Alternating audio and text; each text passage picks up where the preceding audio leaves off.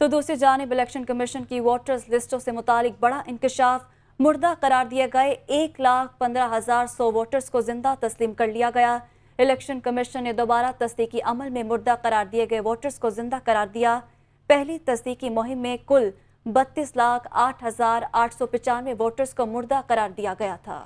جی ہاں، آپ کو بتائیں کہ مردہ قرار دیے گئے ووٹرز کو ٹائپنگ ایرر کی وجہ سے لسٹ میں شامل کیا گیا۔ دستاویز میں یہ بتایا جا رہا ہے الیکشن کمیشن کی ووٹرز لسٹوں سے متعلق یہ بڑا انکشاف ہوا ہے۔ مردہ قرار دیے گئے 1,15,100 ووٹرز کو زندہ تسلیم کر لیا گیا ہے۔